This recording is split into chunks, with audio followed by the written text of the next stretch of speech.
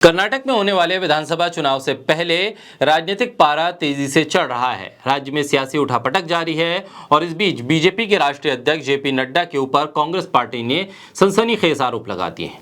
कर्नाटक में दिए गए जेपी नड्डा के एक भाषण का वीडियो क्लिप कांग्रेस ने साझा किया और उन पर मतदाताओं को धमकाने का आरोप लगाते हुए उनकी टिप्पणी को लोकतंत्र पर हमला करार दे दिया। बोलता हिंदुस्तान पर मैं हूं आपके साथ मिर्जा शाकिर अली बेग। कांग्रेस के महासचिव जयराम रमेश ने बीजेपी पर निशाना साधने के लिए कर्नाटक में जेपी नड्डा की चुनावी रैली का एक वीडियो ट्वीट किया।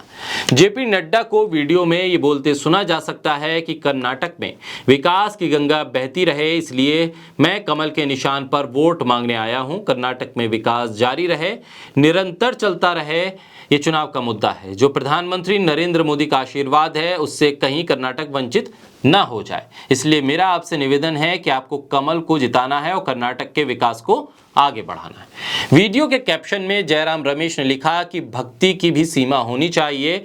नड्डा जी कर्नाटक की जनता को धमकी क्यों दे रहे हैं, क्यों डरा रहे हैं? कर्नाटक की जनता के आशीर्वाद से कांग्रेस की सरकार बनने जा रही है।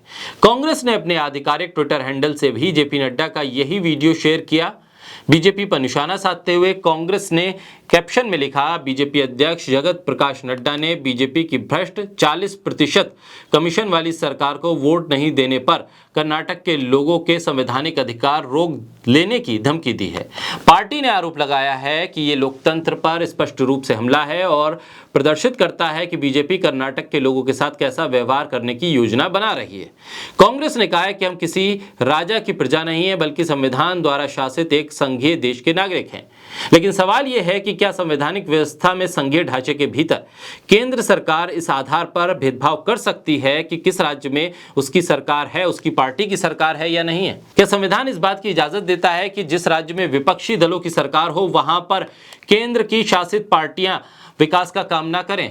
आखिर इस आधार पर वोट मांगकर किस हद तक आप लोकतंत्र को मजबूत करेंगे? क्या ये वोट मांगना सही है? क्या यह कहना सही है कि अगर बीजेपी राज्य में हारती है तो कर्नाटक के लोगों के संवैधानिक रूप से गारंटित अधिकार नहीं दिए जाएंगे, यानी विकास की गारंटी नहीं मिलेगी उन्हें?